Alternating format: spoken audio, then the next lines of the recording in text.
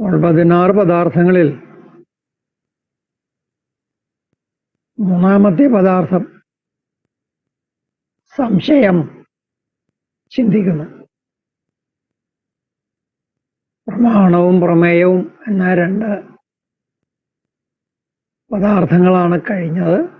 മൂന്നാമത്തേത് സംശയം. സംശയത്തിൻ്റെ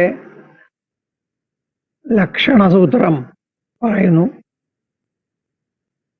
ഒന്നാമത്തെ ആന്യകം ഒന്നാം അധ്യായം 1-ാം ആന്യകത്തിൽ 23-ാമത്തെ സൂത്രം.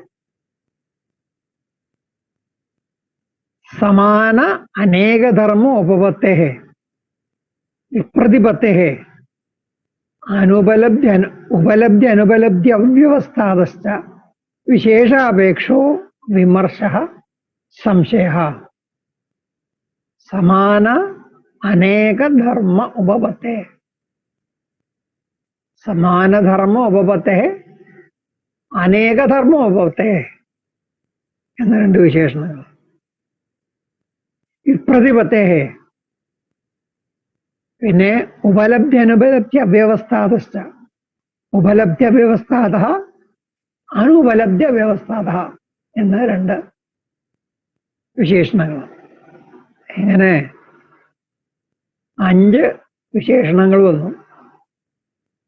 ഇത് 5 സംശയം ഉണ്ടാകാനുള്ള കാരണങ്ങളാണ്. ഇവയിൽ ഓരോന്നുകൊണ്ടും വിശേഷാപേക്ഷോ വിമർശഃ, ഈ 5-ൽ ഓരോന്നുകൊണ്ടും വിശേഷാപേക്ഷമായ വിമർശം ഉണ്ടാകുന്നു.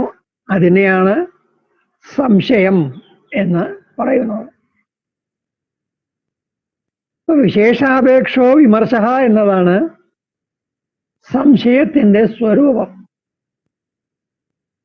വിശേഷാപേക്ഷോ വിമർശഃ സംശയഃ.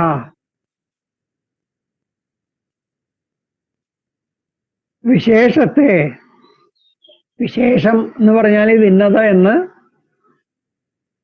തിരിച്ചറിയിക്കുന്ന ധർമ്മം, വിശേഷധർമ്മം അല്ലെങ്കിൽ വ്യാവർത്തക ധർമ്മം അല്ലെങ്കിൽ അസാധാരണ ധർമ്മം.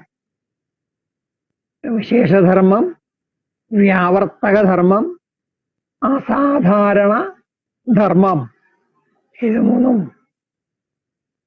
ഒരു വസ്തുവിനെ ഇതിന്നത് എന്ന് തിരിച്ചറിയിക്കുന്ന ധർമ്മത്തിന്റെ പേരാണ്.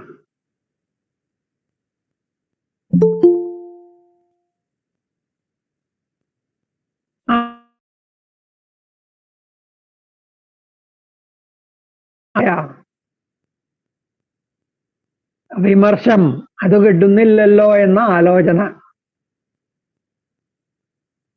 അതാണ് സംശയം.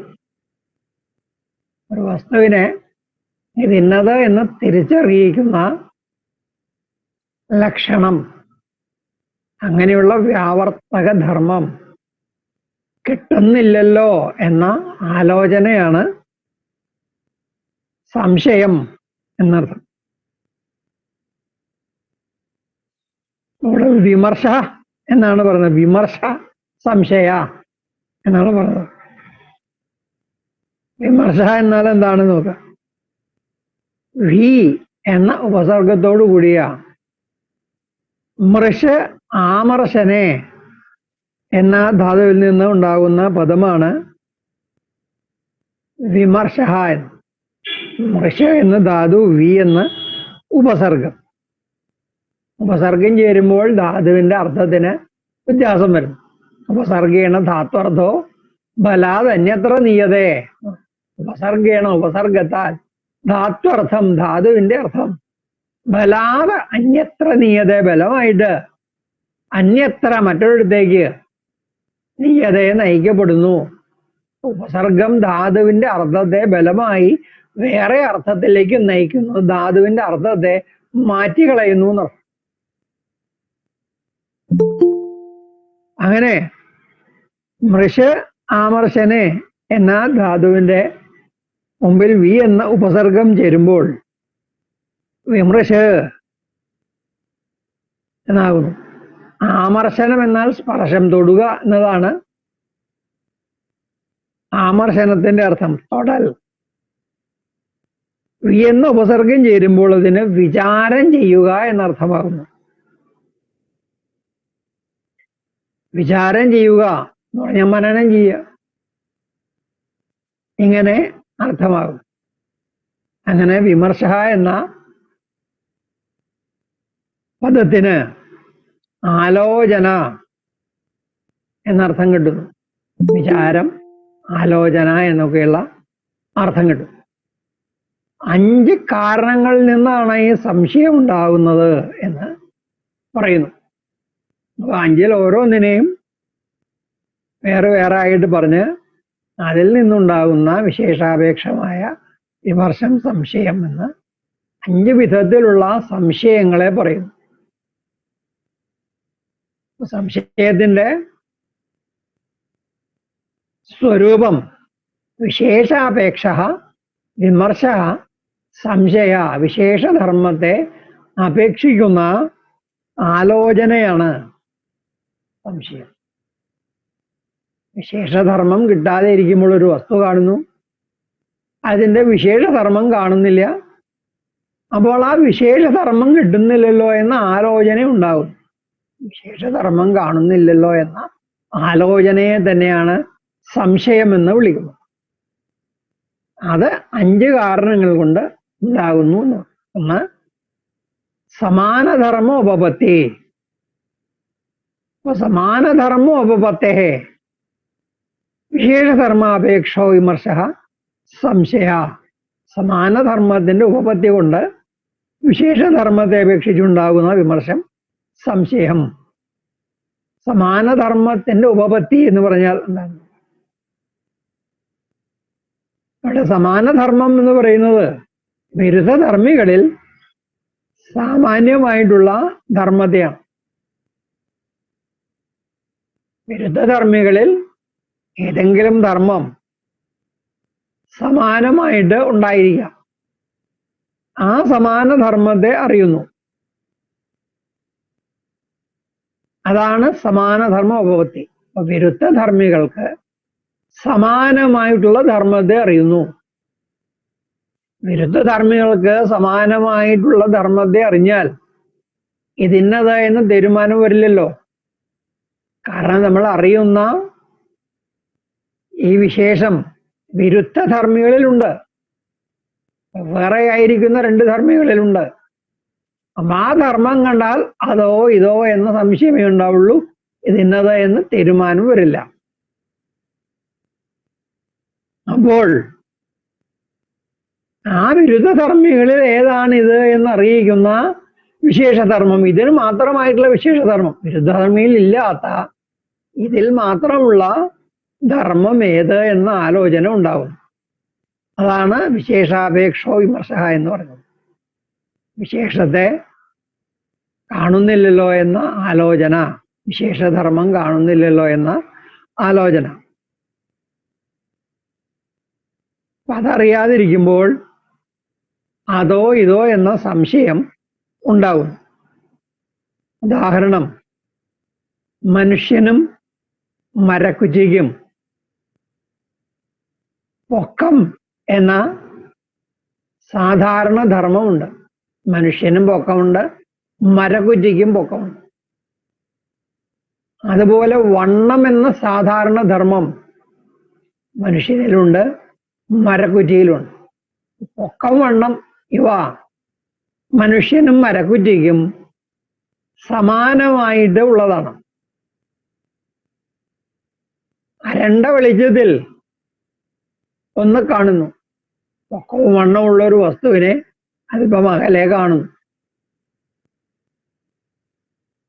അരണ്ട വെളിച്ചമായതുകൊണ്ട് വിശേഷധർമ്മം കാണാൻ പറ്റില്ല. മനുഷ്യന് കയ്യെ മുതലായിട്ടുള്ള വിശേഷങ്ങളുണ്ട്, അത് മരക്കുറ്റിക്കില്ല. പക്ഷെ അത്രയും കാണാൻ മാത്രം വെളിച്ചമില്ല. വെളിച്ചത്തിന്റെ കുറവ് കൊണ്ട് ഈ കയ്യെ മുതലായ അവയവങ്ങളെ കാണാൻ പറ്റുന്നില്ല. അങ്ങനെ കാണാൻ പറ്റാതെ ഇരിക്കുമ്പോൾ ഇത് മനുഷ്യനാണോ മരക്കുറ്റിയാണോ എന്ന് തീരുമാനം വരുന്നില്ല. അപ്പൊ ഇത് മനുഷ്യനോ മരക്കുറ്റിയോ എന്ന സംശയം ഉണ്ടാകുന്നു. സ്ഥാണുർവ പുരുഷോവാ, മരക്കുറ്റിയാണോ മനുഷ്യനാണോ എന്ന സംശയം ഉണ്ടാകും. ഇങ്ങനെ ആലോചനാരൂപമായ അറിവ്, അവിടെ ഇന്നത് എന്ന അറിവുണ്ടാകുന്നില്ല. അതോ ഇതോ, മനുഷ്യനോ മരക്കുറ്റിയോ എന്ന ആലോചന മാത്രമാണ് ഉണ്ടാകുന്നത്. തീരുമാനമാകണമെങ്കിൽ ഇത് മനുഷ്യൻ അല്ലെങ്കിൽ ഇത് മരക്കുറ്റി എന്ന രൂപത്തിൽ ഉണ്ടാവും. അതുണ്ടാവുന്നില്ല. ഇത് മനുഷ്യനോ മരക്കുറ്റിയോ എന്ന ആലോചനയുടെ രൂപത്തിലുള്ള അറിവ്, അതായത് തീരുമാനം വരാത്ത അറിവ്, മനുഷ്യനോ മരക്കുറ്റിയോ എന്ന് തീരുമാനം വരുന്നില്ല. ഇങ്ങനെ തീരുമാനം വരാത്ത അറിവ്, ഇതിനെ അനവധാരണ ജ്ഞാനം എന്ന് പറയും. അവധാരണം എന്ന് പറഞ്ഞാൽ തീരുമാനം എന്ന അറിവാണ്. അങ്ങനെ അല്ലാത്തത് അനവധാരണ ജ്ഞാനം. ഈ അനവധാരണ ജ്ഞാനമാണ് സംശയം. രണ്ടിൻ്റെയും സമാനധർമ്മം അറിയുന്നു, ഒന്നിൻ്റെയും വിശേഷധർമ്മം അറിയുന്നില്ല എന്ന അവസ്ഥയാണ് അപേക്ഷ. അത് സംശയത്തെ ജനിപ്പിക്കുന്നു. അതുകൊണ്ടുണ്ടാകുന്ന വിശേഷാപേക്ഷമായ വിമർശം സംശയം. അപ്പൊ ഇതിൻ്റെ വിശേഷധർമ്മം എന്താണ് എന്ന ആലോചനയാണ് സംശയം എന്നത്. ഇങ്ങനെ സമാനധർമ്മം കാണുന്നത് കൊണ്ട് ഉണ്ടാകുന്ന സംശയം. വിരുദ്ധധർമ്മികളിൽ സമാനമായ ധർമ്മമുണ്ട്, ആ സമാനധർമ്മം കാണുന്നു. എന്നാൽ ഈ വിരുദ്ധധർമ്മികൾക്ക് വിശേഷമായ ഇവ വിരുദ്ധധർമ്മികളാണ് തിരിച്ചറിയിക്കുന്ന ആ വിശേഷധർമ്മത്തെ അറിയുന്നുമില്ല. ഇങ്ങനെ ഇരിക്കുമ്പോൾ ഈ സമാനധർമ്മത്തോടു കൂടിയ രണ്ട് വിശേഷധർമ്മികളിൽ ഏതാണ് ഇത് എന്ന് തീരുമാനം വരുന്നില്ല, ഏതാണ് ഇത് എന്ന സംശയമേ ഉണ്ടാകുന്നുള്ളൂ.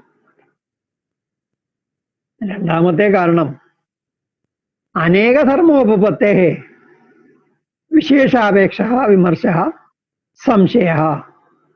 അനേകധർമ്മോപപത്തേ, അനേക ധർമ്മങ്ങൾക്ക് ഉപപത്തി ഉള്ളതുകൊണ്ട് വിശേഷാപേക്ഷമായ വിമർശം ഉണ്ടാകുന്നു. അതും സംശയമാണ്. ഇവിടെ അനേകം എന്ന വാക്കുകൊണ്ട് സമാനജാതീയവും വിരുദ്ധജാതീയവുമായ എന്ന താല്പര്യം. സമാനജാതീയവും വിരുദ്ധജാതീയവുമായ പദാർത്ഥങ്ങളിൽ ഈ അനേകത്തിൻ്റെ ധർമ്മം ഉപപന്നമായിരിക്കും. വിശേഷം രണ്ടിടത്തും കാണാം. വിരുദ്ധജാതീയങ്ങളാണ് രണ്ട് പദാർത്ഥങ്ങൾ. പക്ഷെ ആ രണ്ട് പദാർത്ഥങ്ങളിലും വിശേഷധർമ്മം ഒരുപോലെ ഉണ്ട്. ആ വിശേഷധർമ്മം അറിയുന്നു. ആ വിശേഷധർമ്മം പ്രയോജനമില്ലല്ലോ, അത് വിരുദ്ധധർമ്മികളിലുള്ളതാണ്. അതുകൊണ്ട് താൻ കാണുന്നത് എന്തിനെയാണ് എന്ന് തീരുമാനം വരുന്നില്ല. വിശേഷം ഈ വിരുദ്ധജാതികളിൽ കാണുന്നത് കൊണ്ട്, സമാന ജാതീയവും വിരുദ്ധജാതീയവുമായ പദാർത്ഥങ്ങളിൽ കാണുന്നത് കൊണ്ട്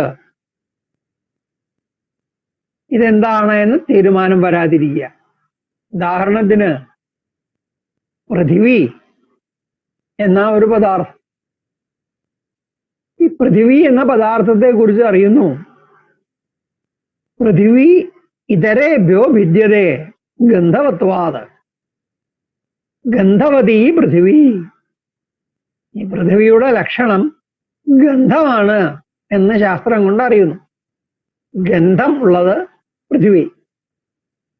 പൃഥിവി ഇതരേഭ്യോ ഭിദ്യതേ ഗന്ധവത്വാ. പൃഥിവി ഗന്ധവത്വം കൊണ്ട്, ഗന്ധം ഉള്ളതായിരിക്കുക എന്നതുകൊണ്ട് മറ്റുള്ളവയിൽ നിന്ന് ഭിന്നമായിരിക്കുന്നു എന്നറിയുന്നു. ഇങ്ങനെ അറിഞ്ഞാൽ ഇവിടെ ഈ അറിയപ്പെടുന്ന പൃഥിവിയിൽ തന്നെ അനേക ധർമ്മങ്ങൾ ഉണ്ടാകാം. അത് എന്തെന്റെ ധർമ്മിയാണ് എന്ന് തീരുമാനം ഈ ഗന്ധവത്വം എന്നതുകൊണ്ട് അറിയാൻ പറ്റുന്നില്ല. ഗന്ധവത്വം പറഞ്ഞു, പക്ഷെ ഇത് ദ്രവ്യമാണോ, ഗുണമാണോ, കർമ്മമാണോ? ഗന്ധവത്വം ഇതിനെ എല്ലാത്തിൽ നിന്ന് വേർതിരിക്കുന്നു. ഗന്ധവത്വം പൃഥിവിയെ ഇതര ഭൂതങ്ങളിൽ നിന്ന് വേർതിരിക്കുന്നത് പോലെ കർമ്മങ്ങളിൽ നിന്ന് വേർതിരിക്കുന്നു, ഗുണങ്ങളിൽ നിന്നും വേർതിരിക്കുന്നു. ദ്രവ്യ ഗുണ കർമ്മങ്ങളിൽ നിന്നെല്ലാം ഈ ഗന്ധവത്വം എന്ന ധർമ്മം പൃഥിവിയെ വേർതിരിക്കുന്നുണ്ട്. അതുകൊണ്ട് പൃഥിവി ദ്രവ്യമാണോ, കർമ്മമാണോ, ഗുണമാണോ എന്ന് തീരുമാനം വരാതെ ഇരിക്കുന്നു.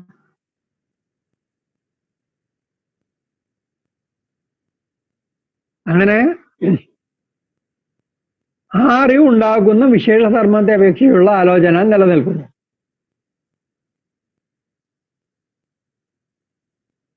അപ്പൊ ദ്രവ്യമാണോ, ഗുണമാണോ, കർമ്മമാണോ എന്ന സംശയം ശേഷിക്കുന്നു. അതിൽ തീരുമാനം വരുന്നില്ല. ഈ ഗന്ധവത്വം എന്ന ലക്ഷണം കൊണ്ട് അതിൽ തീരുമാനം വരുന്നില്ല എന്നതാണ്. അതുകൊണ്ട് പൃഥ്വി ദ്രവ്യമോ, ഗുണമോ, കർമ്മമോ എന്ന സംശയം ഉണ്ടാകുന്നു. ഇനി വിപ്രതിപത്തി. വിപ്രതിപത്തെ വിശേഷാപേക്ഷ വിമർശ സംശയ. വിപ്രതിപത്തി കൊണ്ട് വിശേഷാപേക്ഷമായി ഉണ്ടാകുന്ന വിമർശം, സംശയം. വിപ്രതിപത്തി, വിപ്രതിപത്തിക്ക് വിരുദ്ധ ജ്ഞാനം എന്നർത്ഥം. വ്യാഹതം ഏകാർത്ഥ ദർശനം. വിപ്രതിപത്തി എന്ന വിപ്രതിപത്തിയുടെ നിർവചനം. വ്യാഹതം ഏകാർത്ഥ ദർശനം. വിപ്രതിപത്തി, വ്യാഹതം വ്യാഹനിക്കപ്പെട്ടത്, നശിപ്പിക്കപ്പെട്ടത്, നശിപ്പിക്കപ്പെട്ട ഏകാർത്ഥ ദർശനം. ഒരർത്ഥത്തിന്റെ കാഴ്ചയ്ക്ക് അവിടെ അറിവ് എന്നർത്ഥം. ഒരർത്ഥത്തെ കാണുക, അതായത് ഒരർത്ഥത്തെ അറിയുക എന്ന നില നശിപ്പിക്കപ്പെടുന്നു. നശിപ്പിക്കപ്പെട്ട് ഇതെന്താണ് എന്ന് അറിയാൻ പറ്റാത്ത നിലയിലേക്ക് വരുന്നു. എങ്ങനെയാണ് ഈ ഏകാർത്ഥ ദർശനത്തിന്റെ വ്യാഹനനം സംഭവിക്കുന്നതിന് നാശം സംഭവിക്കുന്നത്? ഇത് വിരുദ്ധധർമ്മങ്ങൾ. വിരുദ്ധധർമ്മങ്ങൾ വെച്ചാൽ ഒന്നിച്ചുണ്ടാകാൻ വയ്യാത്ത ധർമ്മങ്ങൾ. ഒരേ ധർമ്മിയിൽ പറയുന്ന പക്ഷങ്ങൾ കേൾക്കുമ്പോഴാണ് ഏകാർത്ഥ വ്യാഘാതം, ഒരേ അർത്ഥത്തിന് നാശം സംഭവിക്കുന്നു. വിരുദ്ധമായ അർത്ഥങ്ങൾ പേര് വരുന്നു. ഇങ്ങനെ അവിരുദ്ധമായി യഥാതഥമായി അറിയേണ്ട അർത്ഥം ഹനിക്കപ്പെടുന്നു. ഒരേ ധർമ്മിയിൽ വിരുദ്ധ ധർമ്മങ്ങൾ പറയുമ്പോഴാണ് സംഭവിക്കുന്നത്. ഉദാഹരണത്തിന് ആത്മാവുണ്ട് എന്നൊരു പക്ഷം കേൾക്കും, ആത്മാവില്ല എന്ന് വേറെ പക്ഷം കേൾക്കും. ഉണ്മയും ഇല്ലായ്മയും ഒരേ സമയത്ത് ഒരേ ധർമ്മിയിൽ ഉണ്ടാവുകയില്ല. ഭിന്നകാലങ്ങളിൽ ഉണ്ടാകാം.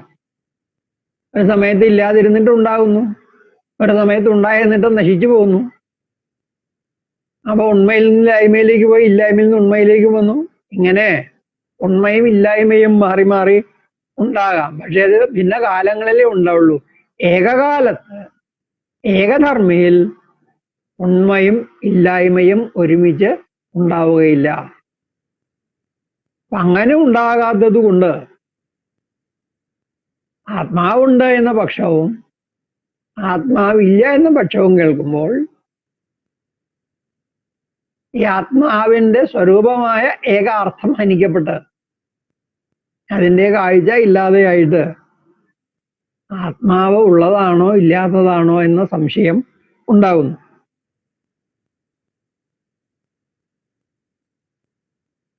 ഉണ്ട് എന്നോ ഇല്ല എന്നോ തീർച്ച വരുത്തുന്ന വിശേഷത്തെ അപേക്ഷിക്കുന്ന ആലോചന ഉണ്ടാകുന്നു എന്നും പറയാം. നാലാമത്തെ അവസ്ഥ. ഉപലബ്ധ്യവ്യവസ്ഥാതഃ വിശേഷാപേക്ഷഃ വിമർശഃ സംശയഃ. ഉപലബ്ധ്യവ്യവസ്ഥാത, ഉപലബ്ധിയുടെ വ്യവസ്ഥ ഇല്ലാത്തതുകൊണ്ട്. ഉപലബ്ധി എന്ന് വെച്ചാൽ വഴി പോലെയുള്ള അറിവ്, അത് ഇല്ല. സമ്യക്കായ ജ്ഞാനം ഉണ്ടാകാനുള്ള വ്യവസ്ഥ ഇല്ല. അങ്ങനെ ഇല്ലാത്തതുകൊണ്ട് വിശേഷാപേക്ഷമായ വിമർശം ഉണ്ടാവും, സംശയം ഉണ്ടാവും. ഉദാഹരണം, തടാകത്തിലും മറ്റും ഉള്ള വെള്ളം കാണുന്നു. തടാകത്തിൽ കാണുന്ന വെള്ളം അവിടെ ഉള്ള വെള്ളമാണ് കാണുന്നത്. മരീചികയിൽ ഇല്ലാത്ത വെള്ളവും കാണുന്നു. വെള്ളത്തിന്റെ കാഴ്ചയുണ്ട്, പക്ഷെ വെള്ളം അവിടെ ഇല്ല. വെള്ളമുണ്ട് എന്ന വിഭ്രാന്തിയാണ് ഉണ്ടാകുന്നത്. വെള്ളത്തിന്റെ മിഥ്യാപ്രതീതിയാണ് അവിടെ ഉണ്ടാകുന്നത്. ജലാശയത്തിൽ സമ്യക് പ്രതീതിയാണ്, ഉള്ള വെള്ളമുണ്ട് എന്ന ബോധമാണ് ഉണ്ടാകുന്നത്.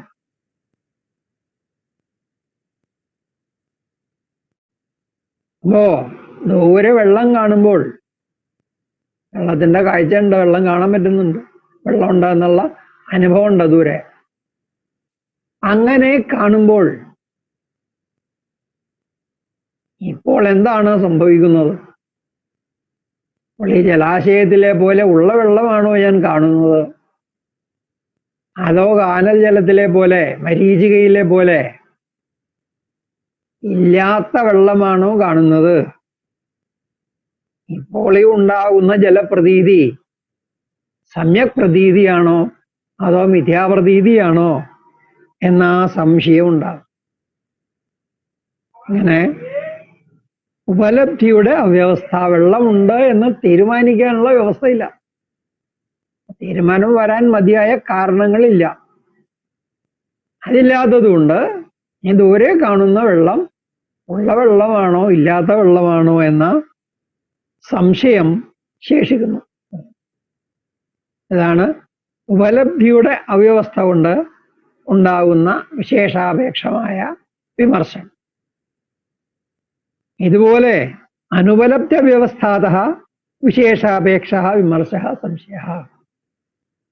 അനുപലബ്ധിയുടെ അവ്യവസ്ഥ കൊണ്ട് വിശേഷാപേക്ഷമായ വിമർശം ഉണ്ടാകുന്നു. അതും സംശയം തന്നെയാണ്. അനുപലബ്ധി ഇല്ല എന്നറിയലാണ്. മൂടി വെച്ച വെള്ളം കാണുന്നില്ല, ഇല്ലാത്ത വെള്ളവും കാണുന്നില്ല. ഉണ്ടാകാത്ത വെള്ളം, നശിച്ചുപോയ വെള്ളം, രണ്ടും കാണുന്നില്ല. അത് തൽക്കാലം ഇല്ലാത്ത വെള്ളം കാണുന്നില്ല. ഉള്ള വെള്ളം അതിനെ മൂടി വച്ചിരിക്കുന്നത് കൊണ്ട് അതും കാണുന്നില്ല.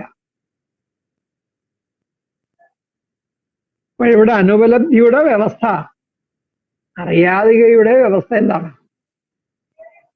ഇല്ലാത്തത് കൊണ്ട് കാണാത്തതാണോ, മറച്ചു വച്ചിരിക്കുന്നത് കൊണ്ട് കാണാത്തതാണോ? ഇതിലേതാണ് എന്ന് തിരിച്ചു വരിക. അതാണ് ഉപലബ്ധിയുടെ വ്യവസ്ഥ. അതിൻ്റെ ഇല്ലായ്മയാണ് ഉപലബ്ധിയുടെ അവ്യവസ്ഥ, അനുപലബ്ധിയുടെ അവ്യവസ്ഥ. ഇല്ല എന്നും തീരുമാനം വരാൻ മതിയായ കാരണമില്ല. അതുകൊണ്ട് വെള്ളം കാണാതിരിക്കുമ്പോൾ വെള്ളമില്ലാത്തത് കൊണ്ട് കാണുന്നതാണോ മൂടി വെച്ചത് കൊണ്ട് കാണാത്തതാണോ എന്ന സംശയം ഉണ്ടാകുന്നു. ഇങ്ങനെ അഞ്ചാമത്തെ രൂപത്തിൽ സംശയം, ഇങ്ങനെ 5 വിധത്തിലാണ് സംശയം ഉണ്ടാകുന്നത്. അടുത്ത പദാർത്ഥം പ്രയോജനം. യം അധികൃത്യ പ്രവർത്തതേ തത് പ്രയോജനം. യം അധികൃത്യ പ്രവർത്തതേ തത് പ്രയോജനം. യമർത്ഥമധികൃത്യ പ്രവർത്തതേ തത് പ്രയോജനം. ഏതർത്ഥത്തെ അധികരിച്ച് പ്രവർത്തിക്കുന്നുവോ അത് പ്രയോജനം. ഏത് വിഷയത്തെ നേടാനോ വെടിയാനോ വേണ്ടി ഇച്ഛിച്ച് അതിൻ്റെ ഉപായം അനുഷ്ഠിക്കുന്നുവോ അത് പ്രവൃത്തി ഹേതു ആയതുകൊണ്ട് പ്രയോജനം എന്ന് പറയപ്പെടുന്നു. നമ്മളൊരു കർമ്മം ചെയ്യുമ്പോൾ ഒന്നുകിൽ ഒരു ഇഷ്ടവിഷയത്തെ നേടാൻ വേണ്ടി അല്ലെങ്കിൽ അനിഷ്ട വിഷയത്തെ നീക്കിക്കളയാൻ വേണ്ടി, ഈ രണ്ടാവശ്യത്തിനാണ് കർമ്മം ചെയ്യുക. അങ്ങനെ ഏത് വിഷയത്തെ നേടാനോ വെടിയാനോ ഇച്ഛിച്ച് അതിൻ്റെ ഉപായം അനുഷ്ഠിക്കുന്നുവോ അവിടെ ആ വിഷയമാണ് ആ കർമ്മത്തിന് കാരണമായി തീരുന്നത്. കർമ്മത്തെ ആരംഭിപ്പിക്കുന്നത്, കർമ്മ ആരംഭകമായത് ആ വിഷയമാണ്. അതായത് നമ്മൾ ചെയ്യുന്ന പ്രവൃത്തിയുടെ ഹേതു ഈ വിഷയമാണ്. അങ്ങനെ പ്രവൃത്തി ഹേതു ആയതുകൊണ്ട് ഈ വിഷയത്തെ പ്രയോജനം എന്ന് പറയുന്നു. ഈ വിഷയം പ്രാപിക്കണം അഥവാ ഈ വിഷയം ത്യജിക്കണം എന്ന നിശ്ചയം, വിഷയത്തിൻ്റെ അധികാരം. ഇങ്ങനെ ഏത് വിഷയം തീരുമാനിക്കുന്നുവോ അതിനെ അധികരിച്ച് പ്രവർത്തിക്കുന്നു എന്ന് പറയുന്നു. അതാണ് ഏതിനെ അധികരിച്ച്, ഏതർത്ഥത്തെ അധികരിച്ച് പ്രവർത്തിക്കുന്നുവോ അത് പ്രയോജനം എന്ന് പറഞ്ഞത്. ഏത് വിഷയം നേടണമെന്ന് തീരുമാനിച്ചോ ഉപേക്ഷിക്കണമെന്ന് തീരുമാനിച്ചോ പ്രവർത്തിക്കുന്നുവോ ആ വിഷയമാണ് പ്രയോജനം.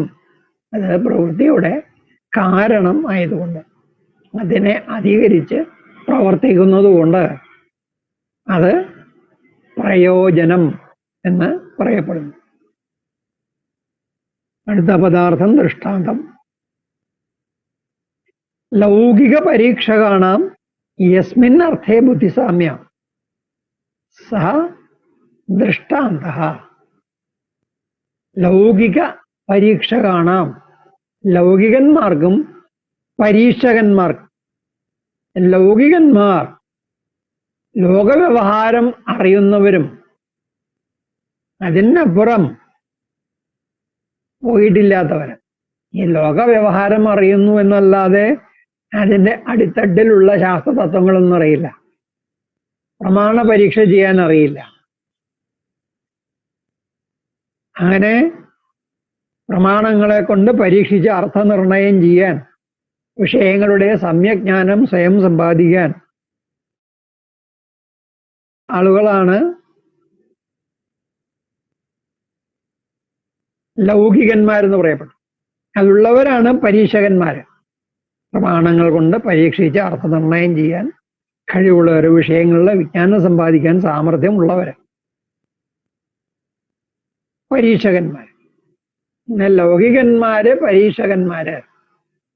അപ്പൊ ലൗകികന്മാർ വിശേഷജ്ഞാനം ഇല്ലാത്തവർ, സാമാന്യജ്ഞാനമൊക്കെ ഉണ്ട്, ലോകത്തിൽ ജീവിച്ച് ലോക വ്യവഹാരം അറിയാം. അതൊരു അവരാണ് സാധാരണക്കാരെന്ന് പറയില്ല, അവരെയാണ് ഈ ലൗകികന്മാരെന്ന് പറയുന്നത്. അവരിൽ നിന്നും ഭിന്നരായിട്ട് പ്രമാണങ്ങളെ കൊണ്ട് പരീക്ഷിച്ച് അർത്ഥനിർണയം ചെയ്യാൻ സാമർഥ്യമുള്ളവര് പരീക്ഷകന്മാർ. ഈ ലൗകികന്മാർക്കും പരീക്ഷകന്മാർക്കും യസ്മിൻ അർത്ഥേ ബുദ്ധിസാമ്യം, ഏതർത്ഥത്തിൽ, വിഷയത്തിൽ ബുദ്ധിസാമ്യം, ബുദ്ധിക്ക് ജ്ഞാനം എന്നർത്ഥം. അവിടെ ജ്ഞാനസാമ്യം, തുല്യമായ അറിവ് ഉണ്ടോ സഹ ദൃഷ്ടാന്ത, അതാണ് ദൃഷ്ടാന്തം. ഏത് വിഷയത്തിൽ ലൗകികന്മാർക്കും പരീക്ഷകന്മാർക്കും തുല്യമായ അറിവുണ്ടോ അതാണ് ദൃഷ്ടാന്തം. ദൃഷ്ടാന്തം പറയുന്നത് എന്തിൻ്റെയെങ്കിലും തത്വം ബോധിപ്പിക്കാൻ വേണ്ടിയാണ്. തത്വം അറിഞ്ഞുകൂടാത്തവരെയാണല്ലോ തത്വം ബോധിപ്പിക്കേണ്ടത്. അപ്പൊ തത്വം അറിഞ്ഞുകൂടാത്തവരോടാണ് ദൃഷ്ടാന്തം പറയുന്നത്. അപ്പൊ അങ്ങനെ പറയുന്ന ദൃഷ്ടാന്തം സ്വജ്ഞാനം ഇല്ലാത്തവർക്ക് മനസ്സിലാവാത്തതാണെങ്കിൽ ദൃഷ്ടാന്തം പറഞ്ഞിട്ട് പ്രയോജനമില്ല. അതുകൊണ്ടാണ് ദൃഷ്ടാന്തം എപ്പോഴും വിശേഷജ്ഞാനം ഇല്ലാത്തവർക്ക്, സാധാരണക്കാർക്ക് മനസ്സിലാകുന്നതായിരിക്കണം, അവർക്ക് കൂടി അറിയാവുന്നതായിരിക്കണം. പണ്ഡിതന്മാർ അറിയുന്നത് പോലെ തന്നെ പാമരന്മാരും ഏത് വിഷയത്തെ അറിയുന്നുവോ ആ വിഷയമാണ് ദൃഷ്ടാന്തം.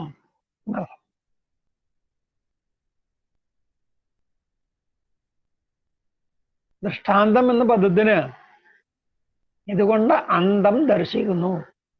ദൃഷ്ട അർദ്ധോ യേന സഹ ദൃഷ്ടാന്ത. അന്തം എന്നാൽ നിർണയം, തീരുമാനം. ദൃഷ്ട അന്തഃ, അന്തം കാണുന്നു, തീരുമാനം കാണുന്നു. ദൃഷ്ട അർത്ഥ യേന, ഏതുകൊണ്ട് തീരുമാനം കാണുന്നുവോ. വിഷയത്തിൽ തീരുമാനം ഇതിന്ന പ്രകാരത്തിലാണ്, വേറെ പ്രകാരത്തിലല്ല എന്ന തീരുമാനം എന്തുകൊണ്ട് വരുന്നുവോ അതിനെയാണ് ദൃഷ്ടാന്തം എന്ന് പറയുന്നത്.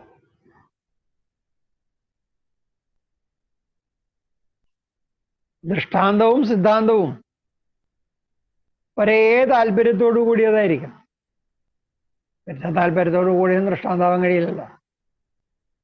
സിദ്ധാന്തത്തിന്റെ അറിവുണ്ടാക്കാൻ വേണ്ടിയാണ് ദൃഷ്ടാന്തം പ്രയോഗിക്കുന്നത്. അതുകൊണ്ട് അവ ഒരേ താല്പര്യത്തോടു കൂടിയിട്ട് ഇരിക്കുന്നതാണ്. ഇങ്ങനെ ഈ ദൃഷ്ടാന്തങ്ങൾ കാണിച്ച് വാദി തന്റെ പക്ഷത്തെ സമർത്ഥിക്കും. എതിർപക്ഷത്തെ ദൃഷ്ടാന്തത്തിൽ നിന്ന് വിരോധം കാണിച്ചിട്ട് ഖണ്ഡിക്കുകയും ചെയ്യുന്നു. സ്വപക്ഷത്തെ സ്ഥാപിക്കുക, അതുപോലെ എതിർപക്ഷത്തെ ദൃഷ്ടാന്ത വിരോധം കാണിച്ച് ഖണ്ഡിക്കുക, ഇതാണ് ദൃഷ്ടാന്തത്തിന്റെ പ്രയോജനം.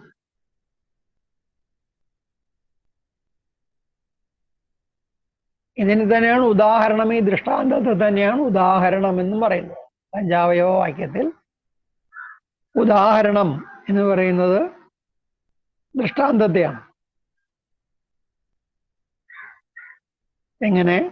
ദൃഷ്ടാന്തം സാധാരണക്കാർക്കും വിദ്വാൻമാർക്കും തുല്യമായ അറിവ് ഏത് വിഷയത്തിലുണ്ടോ അത് ദൃഷ്ടാന്തം.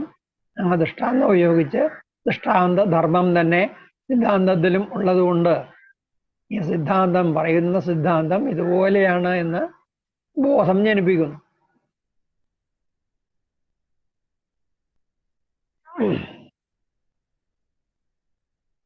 പിന്നെ സിദ്ധാന്തം എന്ന പദാർത്ഥം തന്ത്ര അധികരണ അഭ്യുപഗമ സംസ്ഥിതി സിദ്ധാന്ത. തന്ത്ര അധികരണ അഭ്യുപഗമ സംസ്ഥിതി സിദ്ധാന്ത. തന്ത്രം, അധികരണം, അഭ്യുപഗമം എന്നിവയിൽ സ്വീകരിച്ചിരിക്കുന്ന അർത്ഥങ്ങളുടെ സംസ്ഥിതി ആണ് സിദ്ധാന്തം. ഇവിടെ എന്താണ് തന്ത്രം എന്ന് നോക്കുക. തന്ത്രം ഇതരേതര സംബന്ധത്തോടു കൂടിയ അർത്ഥങ്ങളുടെ, അതായത് വിഷയങ്ങളുടെ സമുദായത്തിന്റെ ഉപദേശം തന്ത്രം. ഇതരേതര സംബന്ധത്തോടു കൂടിയ ഒരുപാട് അർത്ഥങ്ങൾ, ഇങ്ങനെയുള്ള അർത്ഥങ്ങളുടെ ഒരു സമുദായം, ആ അർത്ഥ സമുദായത്തിന്റെ ഇടയ്ക്ക് ഇതരേതര സംബന്ധമുണ്ട്.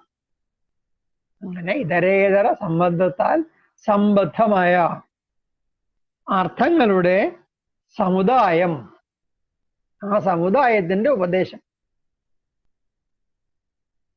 അതിനെയാണ് തന്ത്രം എന്ന് പറയുന്നത്. തന്ത്രം എന്ന് പറഞ്ഞാൽ ശാസ്ത്രം എന്നാണ് അർത്ഥം. സാധാരണ ഇങ്ങനെ ക്ഷേത്രത്തിലെയൊക്കെ തന്ത്രമല്ല. തന്ത്രം എന്നതിന് ശാസ്ത്രം എന്ന് അർത്ഥം. ഇതാണ് തന്ത്രം. ഇനി അധികരണം. ഏതിൽ അധികരിക്കപ്പെട്ടിരിക്കുന്നുവോ അത് അധികരണം. അധികരിക്കാൻ വെച്ചാൽ വയ്ക്കുക. ഒരർത്ഥത്തിൽ വേറെ അർത്ഥങ്ങളെ വച്ചിരിക്കുന്നുവെങ്കിൽ ആ അർത്ഥം അധികരണം. ഒരർത്ഥത്തിൽ വേറെ അർത്ഥങ്ങളെ വെച്ചിരിക്കുന്നു. ഏതൊരർത്ഥം കിട്ടുമ്പോൾ ആ വെച്ചിരിക്കുന്ന എല്ലാ അർത്ഥങ്ങളും അതിൻ്റെ കൂടെ കിട്ടും. ഒരർത്ഥം അറിയുമ്പോൾ അതിൽ വെച്ചിരിക്കുന്ന എല്ലാ അർത്ഥങ്ങളും അറിയാം. അങ്ങനെയുള്ള അർത്ഥം ഏതാണോ അതാണ് അധികരണം. ഒരർത്ഥത്തിൽ വേറെ അർത്ഥങ്ങളെ വച്ചിരിക്കുന്നുവെങ്കിൽ ആ അർത്ഥം അധികരണം. ഇങ്ങനെ വേറെ അർത്ഥങ്ങളെ ഉൾക്കൊള്ളുന്നത് ഏതോ അതിനെയാണ് അധികരണം എന്ന് പറയുന്നത്. അഭ്യുപഗമ. അഭ്യുപഗം തന്നെ സ്വീകരണം എന്ന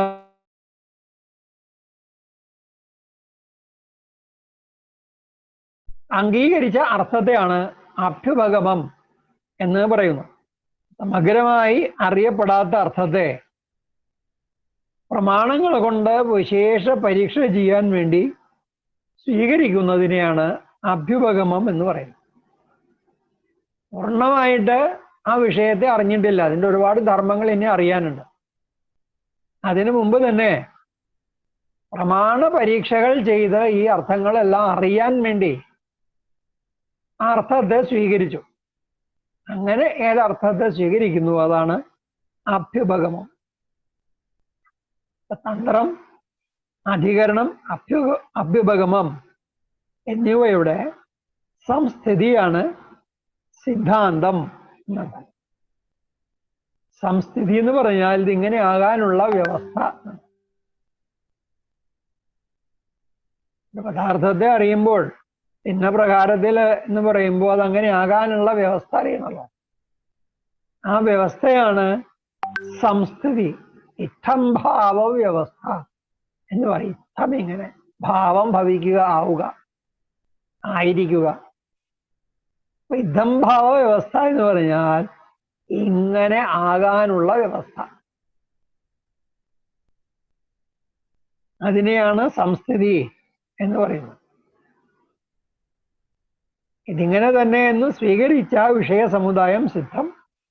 സിദ്ധത്തിന്റെ സംസ്ഥിതി സിദ്ധാന്തം എന്ന സിദ്ധാന്ത പദത്തിന്റെ അർത്ഥം. സിദ്ധാന്തം 4 വിധം ആണ്. അതിന്റെ വിഭാഗം ഇനി പറയുന്നു. സ ചതുർവിധ സർവതന്ത്ര പ്രതിതന്ത്ര അധികരണ അഭ്യുപഗമ സംസ്ഥിത്യർത്ഥാന്തര ഭാവാത്. സഹ ചതുർവിധ. സഹ ദൃഷ്ടാന്ത. സഹ എന്ന സർവനാമം കൊണ്ട് പുരോസൂത്രത്തിൽ പറഞ്ഞ സിദ്ധാന്തത്തെ പരാമർശിക്കും. ഈ സിദ്ധാന്തം 4 വിധമാണ്. സർവതന്ത്ര, സർവതന്ത്ര സിദ്ധാന്തം എന്നാണ്. പ്രതിതന്ത്ര, പ്രതിതന്ത്ര സിദ്ധാന്തം. അധികരണ, അധികരണ സിദ്ധാന്തം. പിന്നെ അഭ്യുപഗമ, അഭ്യുപഗമം. പറയപ്പെട്ട സിദ്ധാന്തം സർവതന്ത്ര സംസ്ഥിതി, പ്രതിതന്ത്ര സംസ്ഥിതി, അധികരണ സംസ്ഥിതി, അഭ്യുപഗമ സംസ്ഥിതി. ഇങ്ങനെ 4 വിധമുണ്ട്. അതുകൊണ്ട് അർത്ഥാന്തര ഭാവ. അങ്ങനെ 4 വിധത്തിൽ പറഞ്ഞത് വേറെ വേറെ 4 വിഷയങ്ങളാണ്. ഈ 4 വിഷയങ്ങൾക്ക് തമ്മിൽ വ്യത്യാസമുണ്ട്. അർത്ഥാന്തര ഭാവ. അർത്ഥാന്തരം, വിഷയാന്തരം. വിഷയം വെച്ചാൽ വേറെ വിഷയം. 4 വേറെ വേറെ വിഷയങ്ങളാണ്. അതുകൊണ്ട് സിദ്ധാന്തം 4 വിധത്തിൽ ഉണ്ട്. സർവതന്ത്ര സംസ്ഥിതി, പ്രതിതന്ത്ര സംസ്ഥിതി, അധികരണ സംസ്ഥിതി, അഭ്യുപഗമ സംസ്ഥിതി എന്നിങ്ങനെ 4 വിധം. അത് അർത്ഥാന്തര ഭാവ. അർത്ഥം വെവ്വേറെ ആയതുകൊണ്ട്, വിഷയം വെവ്വേറെ ആയതുകൊണ്ട്. സർവതന്ത്ര സിദ്ധാന്തം പ്രത്യതന്ത്ര സിദ്ധാന്തം, അധികരണ സിദ്ധാന്തം, അഭ്യുപഗമ സിദ്ധാന്തം എന്നിങ്ങനെ 4 വിധമാണ് സിദ്ധാന്തം എന്ന് കിട്ടും. അതിൽ ഓരോന്നിനെയും നിർവചിക്കുന്നു. സർവതന്ത്ര അവിരുദ്ധ തന്ത്രേ അധികൃതോ അർത്ഥ സർവതന്ത്ര സിദ്ധാന്ത. സർവതന്ത്ര അവിരുദ്ധ, തന്ത്രത്തിന് ശാസ്ത്രം എന്നർത്ഥം പറഞ്ഞു. സർവതന്ത്രം, എല്ലാ ശാസ്ത്രങ്ങൾക്കും അവിരുദ്ധം ആയത്, ഒരു ശാസ്ത്രവും വിരോധിക്കാത്തത്, എതിർക്കാത്തത്, എല്ലാ ശാസ്ത്രങ്ങളും ഒരുപോലെ അംഗീകരിക്കുന്നത്.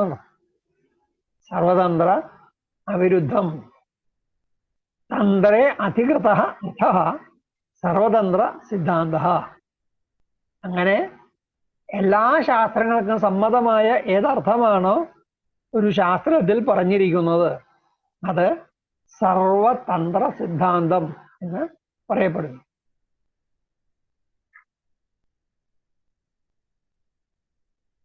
ഉദാഹരണത്തിന്, പ്രമേയം സിദ്ധിക്കുന്നത് പ്രമാണം കൊണ്ടാണ്. ഒരു വാദം. പ്രമേയം സിദ്ധിക്കുന്നത് പ്രമാണം കൊണ്ടാണ്. പ്രമേയസിദ്ധി പ്രമാണാധി. പ്രമേയസിദ്ധി പ്രമാണം കൊണ്ട് തന്നെയാണ്, പ്രമാണം കൊണ്ടല്ലാതെ ഒന്നുകൊണ്ടും പ്രമേയം സിദ്ധിക്കുകയില്ല. പ്രമേയസിദ്ധി പ്രമാണം കൊണ്ടാണ് എന്ന വാദത്തെ ഒരു ശാസ്ത്രവും എതിർക്കില്ല. അതുകൊണ്ട് അത് സർവതന്ത്ര സിദ്ധാന്തമാണ്. കണ്ണ് മുതലായവയാണ് ഇന്ദ്രിയങ്ങൾ എന്ന് പറഞ്ഞാൽ അതിനെയും ഒരു ശാസ്ത്രവും എതിർക്കില്ല. എല്ലാ ശാസ്ത്രങ്ങൾക്കും സമ്മതമാണ്. അതുകൊണ്ട് അതും സർവതന്ത്ര സിദ്ധാന്തമാണ്. ഇങ്ങനെ സർവതന്ത്ര സിദ്ധാന്തത്തിന് ഉദാഹരണം.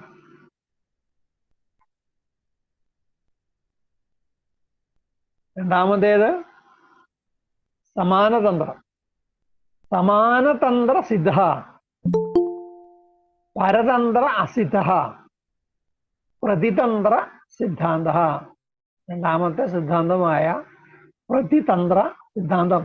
ഒന്നാമത്തേത് സർവതന്ത്ര സിദ്ധാന്തമായിരുന്നു. എല്ലാ തന്ത്രങ്ങൾക്കും സിദ്ധാന്തം, എല്ലാ ശാസ്ത്രങ്ങളും ഒരുപോലെ പ്രമാണമായിട്ട് എടുക്കുന്നു, സിദ്ധാന്തമായിട്ട് സ്വീകരിക്കുന്നു. ഇനി സമാനതന്ത്ര സിദ്ധ പരതന്ത്ര അസിദ്ധ പ്രതിതന്ത്ര സിദ്ധാന്ത. സമാനതന്ത്ര സിദ്ധ, സമാനതന്ത്രങ്ങളിൽ ഉള്ളതും പരതന്ത്ര അസിദ്ധ, പരതന്ത്രത്തിൽ ഇല്ലാത്തതും ആയത് ഏതാണോ അത് പ്രതിതന്ത്ര സിദ്ധാന്ത. പ്രധാന സിദ്ധാന്തങ്ങൾ ഒരേപോലെയുള്ള ശാസ്ത്രങ്ങളെയാണ് സമാനതന്ത്രങ്ങൾ എന്ന് വിളിക്കുന്നത്. അല്ലാത്തവ പരതന്ത്രങ്ങൾ. ഇതാണ് സമാനതന്ത്രം എന്നും പരതന്ത്രം എന്നും പറഞ്ഞതിൻ്റെ താല്പര്യം. പ്രധാന സിദ്ധാന്തങ്ങളെല്ലാം ഒരുപോലെയുള്ള ശാസ്ത്രങ്ങൾ പരസ്പരം സമാന തന്ത്രങ്ങളാണ്. പ്രധാന സിദ്ധാന്തങ്ങൾ വിരുദ്ധമായിട്ടുള്ള തന്ത്രങ്ങളെല്ലാം പരതന്ത്രങ്ങളാണ്.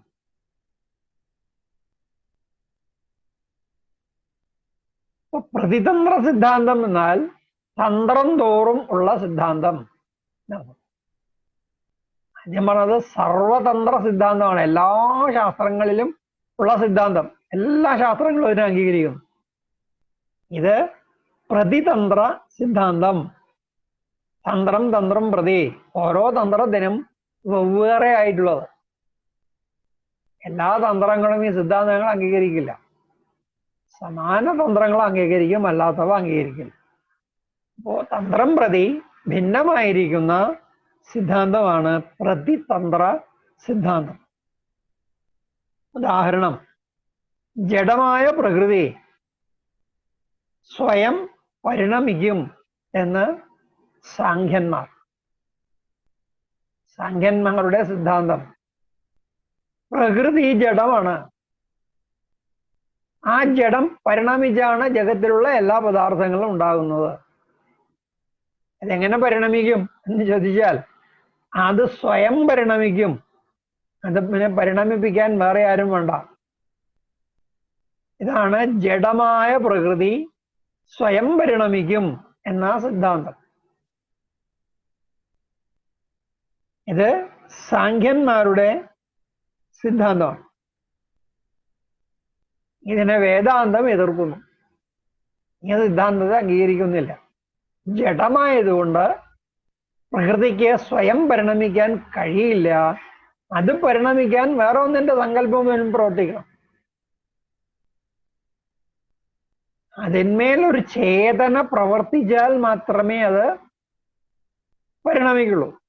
ജഡത്തിന് പരിണമിക്കാൻ ഒരു ചേതനന്റെ സഹായം വേണം എന്നാണ് വേദാന്തത്തിന്റെ സിദ്ധാന്തം. ഇത് രണ്ടും വിരുദ്ധ സിദ്ധാന്തങ്ങളാണ്. ഇത് പ്രതിതന്ത്ര സിദ്ധാന്തങ്ങൾ. ഒന്ന് സാഖ്യത്തിന്റെ മാത്രം സിദ്ധാന്തമാണ്, മറ്റേത് വേദാന്തത്തിന്റെ മാത്രം സിദ്ധാന്തമാണ്.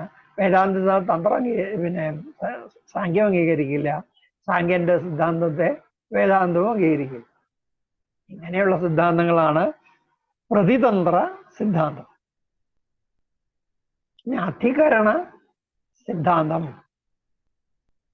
യത് സിദ്ധൗ അന്യപ്രകരണ സിദ്ധി സോ അധികരണ സിദ്ധാന്ത. യത് സിദ്ധൗ ഏത് കിട്ടുമ്പോൾ അന്യപ്രകരണ സിദ്ധി വേറെ പ്രകരണം കിട്ടുന്നു. ഏത് കിട്ടിയാലാണോ വേറെ പ്രകരണങ്ങൾ കിട്ടുന്നത് സഹ അധികരണ സിദ്ധാന്ത. അത് അധികരണ സിദ്ധാന്തം. ഒരർത്ഥം സ്വീകരിക്കുമ്പോൾ അത് സിദ്ധിക്കാൻ വേണ്ടി വേറെ പല അർത്ഥങ്ങളും സ്വീകരിക്കേണ്ടി വരും.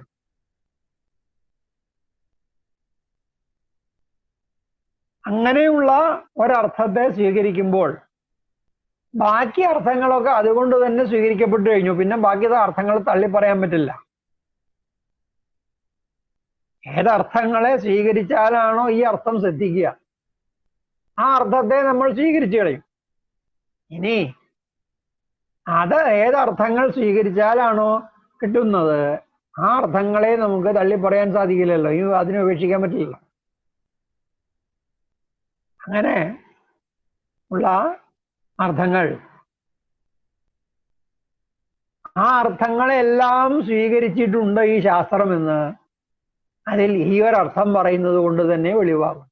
ഇത് സ്വീകരിച്ചിരിക്കുന്നത് കൊണ്ട് ഏതർത്ഥങ്ങൾ കിട്ടിയാലാണോ ഈ അർത്ഥം കിട്ടുക, ആ അർത്ഥങ്ങളെ എല്ലാം ഈ ശാസ്ത്രം സ്വീകരിച്ചിട്ടുണ്ട് എന്ന് നിശ്ചയമാകുന്നു. അപ്പൊ ആ അർത്ഥങ്ങളെല്ലാം ഈ പറഞ്ഞ ഒരർത്ഥത്തിൽ ഇരിപ്പുണ്ട്. ആ ഒരർത്ഥം, ശാസ്ത്രം പ്രകടമായിട്ട് പറഞ്ഞ ആ ഒരർത്ഥം, അതറിയാൻ ഏതർത്ഥങ്ങളൊക്കെയാണോ സിദ്ധിക്കേണ്ടത് ആ അർത്ഥങ്ങൾക്കെല്ലാം ഇരിപ്പിടം ആകുന്നു. ഈ അർത്ഥത്തിൽ അതെല്ലാം ഉൾപ്പെട്ടിട്ടുണ്ട്. ഇത് പറഞ്ഞതുകൊണ്ട് അതെല്ലാം പറയപ്പെട്ട് കഴിഞ്ഞു. അതിന് വേറെ പറയേണ്ട ആവശ്യമില്ല. അതാണ് ഒരർത്ഥം കിട്ടിയാൽ വേറെ അർത്ഥങ്ങൾ കിട്ടുക, വേറെ പ്രകരണങ്ങൾ സിദ്ധിക്കുക എന്ന് പറഞ്ഞത്. അങ്ങനെ വേറെ അർത്ഥങ്ങൾക്ക് ഇരിപ്പിടമായ സിദ്ധാന്തമാണ് അധികരണ സിദ്ധാന്തം. ഉദാഹരണം, ദേഹേന്ദ്രിയങ്ങളിൽ നിന്ന് വേറെയായ ജ്ഞാതാവുണ്ട്. ദേഹേന്ദ്രിയങ്ങളിൽ നിന്ന് വേറെയായ ജ്ഞാതാവുണ്ട്. ദർശനം കൊണ്ടും സ്പർശനം കൊണ്ടും ഒരേ വിഷയത്തെ അറിയുന്നതുകൊണ്ട്. ദർശനം കൊണ്ട് ഒരു വിഷയത്തെ അറിയുന്നു, അതേ വിഷയത്തെ സ്പർശനം കൊണ്ടും അറിയുന്നു. ഇങ്ങനെ രണ്ടിനെയും അറിയുന്നത് ആരാണ്? ഒരു ഇന്ദ്രിയത്തിന് ഒരു വിഷയം മാത്രമേ അറിയാൻ പറ്റുള്ളൂ, വേറെ വിഷയം അറിയാൻ പറ്റില്ല. ഇപ്പൊ രണ്ട് ഇന്ദ്രിയങ്ങൾ കൊണ്ട് ഒരു വിഷയത്തെ അറിയാമെന്ന് പറയുമ്പോൾ അങ്ങനെ അറിയുന്ന ജ്ഞാതാവ് ഇന്ദ്രിയങ്ങളിൽ നിന്ന് വേറെയായിട്ടുണ്ട്. ഇന്ദ്രിയ ഭിന്നനായ ജ്ഞാതാവുണ്ട് എന്ന് സിദ്ധിക്കുന്നു. ദർശനം കൊണ്ടും സ്പർശനം കൊണ്ടും ഒരേ വിഷയം അറിയുന്നത് കൊണ്ട് ദേഹേന്ദ്രിയങ്ങളിൽ നിന്ന് വേറെയായ ജ്ഞാതാവുണ്ട് എന്ന് ശ്രദ്ധിക്കുന്നു. ഇവിടെ കണ്ണാണ് കാണുന്നത്, കാണുന്ന ഇന്ദ്രിയം കണ്ണ്. ത്വക്കാണ് തൊടുന്നത്. കണ്ണിന് തൊടാൻ കഴിയില്ല, ത്വക്കിന് കാണാനും കഴിയില്ല. കണ്ണിന് കാണാനും ത്വക്കിന് തൊടാനും മാത്രമേ കഴിയുള്ളൂ. എന്നാൽ ഈ രണ്ടുകൊണ്ടും, ത്വക്ക് തൊടുന്നത് കൊണ്ടും കണ്ണ് കാണുന്നത് കൊണ്ടും ജ്ഞാനം ഉണ്ടാകുന്നത് ഒരേ ആൾക്കാണ്. ജ്ഞാനം വേറെ വേറെ ആളുകൾക്കല്ല ഉണ്ടായത്. ഒരേ ആൾക്കാണ് ഈ രണ്ടുകൊണ്ടും ജ്ഞാനം ഉണ്ടായത്. അപ്പൊ ഏത് ഞാൻ കുടം കണ്ടുവോ ആ ഞാൻ ഇപ്പോൾ തൊടുന്നു എന്നയാൾ പറയും. യോഹം ഘടമദ്രാക്ഷം സോഹം ഇതാനും സ്പൃശാമി. യോഹം ഘടം അദ്രാക്ഷം യഹ അഹം ഘടം അദ്രാക്ഷം. ഏതൊരു ഞാൻ കുടം കണ്ടുവോ സഹ അഹം ഇതാനും സ്പൃശാമി. ആ ഞാൻ ഇപ്പോൾ തൊടുന്നു. കണ്ട ഞാൻ തന്നെയാണ് തൊടുന്നത്, വേറെ ഞാനല്ല. കണ്ടതും ഞാനാണ്, തൊടുന്നതും ഞാനാണ്. ഇന്ദ്രിയാപേക്ഷയ കണ്ടത് കണ്ണാണ്, തൊടുന്നത് ത്വക്കാണ്. രണ്ടും വേറെ വേറെ ആളുകളാണ്.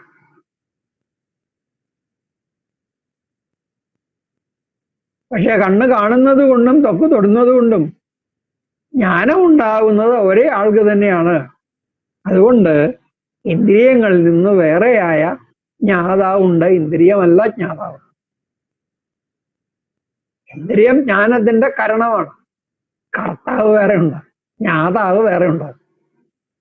അപ്പൊ ജ്ഞാനത്തിന്റെ കരണങ്ങൾ മാത്രമാണ് ഇന്ദ്രിയങ്ങള്. ജ്ഞാനത്തിന്റെ കർത്താവ് അഥവാ ജ്ഞാതാവ് അല്ലെങ്കിൽ പ്രമാതാവ് വേറെ ഉണ്ട് എന്ന് ഈ സിദ്ധാന്തം കൊണ്ട് അറിയുന്നു.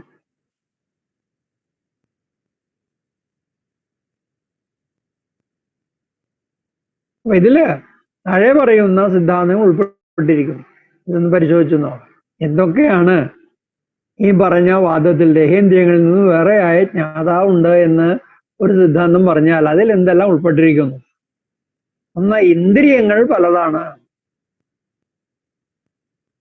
ഓരോന്നും അതതിന്റെ വിഷയത്തെ മാത്രമേ അറിയുന്നുള്ളൂ. ഇത് രണ്ടാമത്തെ സിദ്ധാന്തം അർത്ഥം.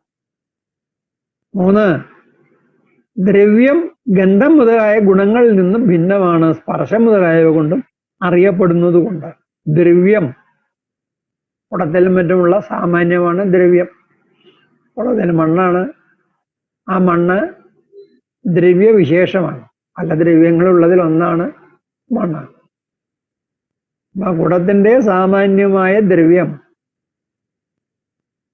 ഗന്ധം മുതലായ ഗുണങ്ങളിൽ നിന്ന് ഭിന്നമാണ്. എന്തുകൊണ്ട്? അതിനെ സ്പർശം മുതലായത് കൊണ്ട് അറിയാം. ഗന്ധത്തിൽ നിന്ന് ഭിന്നമല്ല എങ്കിൽ അതിനെ മണം കൊണ്ട് മാത്രമേ അറിയാൻ സാധിക്കുള്ളൂ, ഗന്ധം കൊണ്ട് മാത്രമേ അറിയുള്ളൂ, ഘ്രാണം കൊണ്ട് മാത്രമേ അറിയാൻ സാധിക്കുള്ളായിരുന്നു. ഇപ്പൊ അങ്ങനെയല്ല. അതിനെ കണ്ണുകൊണ്ട് രൂപം കാണാം, അതിനെ തൊട്ടറിയാം. ഇങ്ങനെ പല ഇന്ദ്രിയങ്ങളെ കൊണ്ടും അറിയാൻ സാധിക്കുന്നത് കൊണ്ട് ദ്രവ്യം ഗന്ധം മുതലായ ഗുണങ്ങളിൽ നിന്ന് ഭിന്നമാണ്. സ്പർശം മുതലായ കൊണ്ട് അറിയപ്പെടുന്നത് കൊണ്ട് എന്ന് വേറെ ഒരു അർത്ഥം കിട്ടുന്നു. പല ഗുണങ്ങൾക്ക് ആശ്രയമായ ദ്രവ്യങ്ങൾ ഉണ്ട്. ഈ ഗുണങ്ങളെല്ലാം ദ്രവ്യങ്ങളെ ആശ്രയിച്ചാണ് ഇരിക്കുന്നത്. എല്ലാ ഗുണങ്ങളും ഏതെങ്കിലും ദ്രവ്യത്തിന്റെ ഗുണങ്ങളാണ്.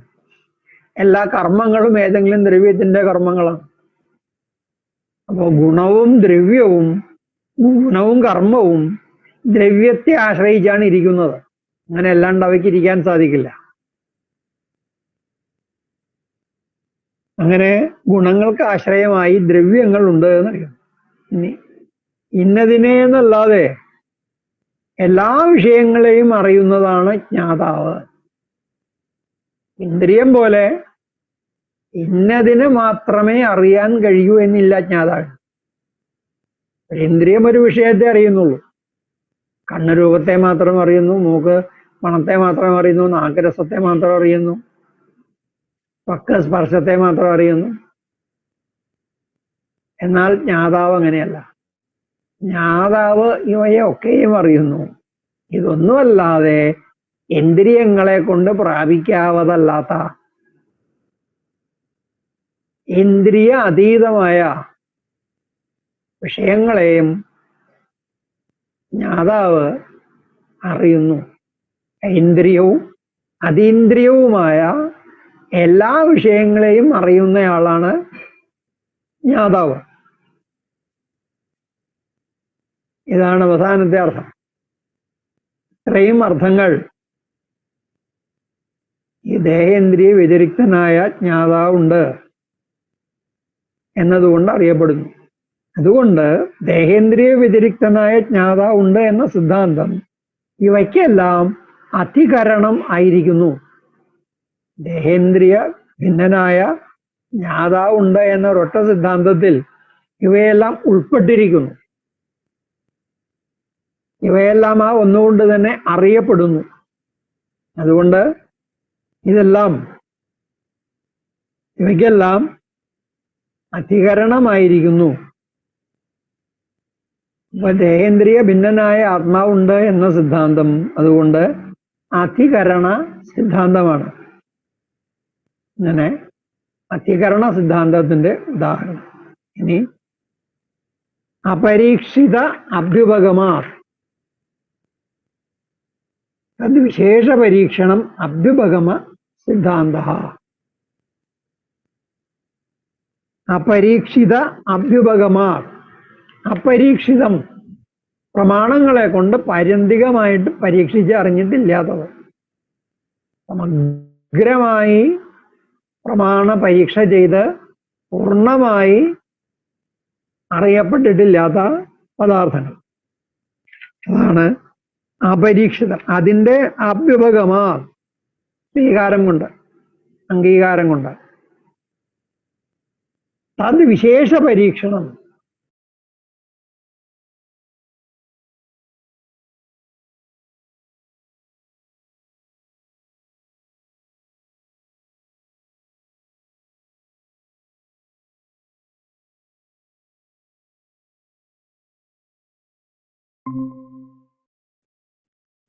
അപരീക്ഷിതത്തിന്റെ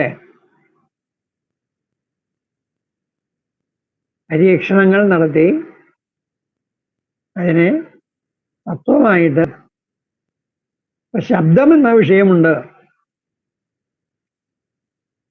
ശബ്ദത്തിന്റെ വിശേഷജ്ഞാനം കൂടാതെ തന്നെ ശബ്ദം എന്ന വിഷയമുണ്ട് എന്ന് അംഗീകരിക്കുന്നു. അസ്തി ശബ്ദ, ശബ്ദമുണ്ട് എന്ന് അംഗീകരിച്ചു.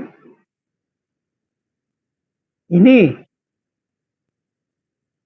ഇത് അഭ്യുപഗമ സിദ്ധാന്തമാണ്. അങ്ങനെ സ്വീകരിക്കുന്ന ശബ്ദമുണ്ട് എന്ന സിദ്ധാന്തം അഭ്യുപഗമ സിദ്ധാന്തമാണ്. ഇത് സ്വീകരിച്ചു കഴിഞ്ഞാൽ നീ ഇതിൽ നിന്ന്, എന്തിനു വേണ്ടിയാണോ സ്വീകരിച്ചതിന്റെ വിശേഷങ്ങൾ അറിയാൻ വേണ്ടിയിട്ടാണ്, ഇതിൽ നിന്ന് നീ ശബ്ദത്തെ സംബന്ധിക്കുന്ന വിശേഷജ്ഞാനങ്ങൾ ഉണ്ടാകും. ശബ്ദം നിത്യമാണോ അനിത്യമാണോ, ഗുണമാണോ കർമ്മമാണോ, ഇങ്ങനെ ശബ്ദത്തിന്റെ വിശേഷങ്ങൾ പരീക്ഷിച്ച് അറിയുന്നു. തരം വിശേഷ പരീക്ഷയ്ക്ക് കാരണമായ സിദ്ധാന്തമാണ് അഭ്യുപഗമ സിദ്ധാന്തം. സാമാന്യമായി മാത്രം അറിഞ്ഞ് സ്വീകരിച്ച വിഷയത്തെ അഭ്യുപഗമ സിദ്ധാന്തം എന്ന് പറയുന്നു. ഈ അഭ്യുപഗമ സിദ്ധാന്തത്തിൽ നിന്ന് വിശേഷജ്ഞാനങ്ങൾ കാരണമായ എല്ലാ പരീക്ഷകളും ഉണ്ടാകും. അങ്ങനെ വിശേഷ പരീക്ഷയ്ക്ക് കാരണമായ സിദ്ധാന്തമാണ് അഭ്യുപഗമ സിദ്ധാന്തം. ഇങ്ങനെ 4 പ്രകാരത്തിലുള്ള സിദ്ധാന്തങ്ങൾ പറഞ്ഞു. അടുത്ത് അവയവം എന്ന പദാർത്ഥമാണ് അടുത്ത ക്ലാസ്സിൽ ചിന്തിക്കുക. അത് വലിയ വിഷയമാണ് അവയവം.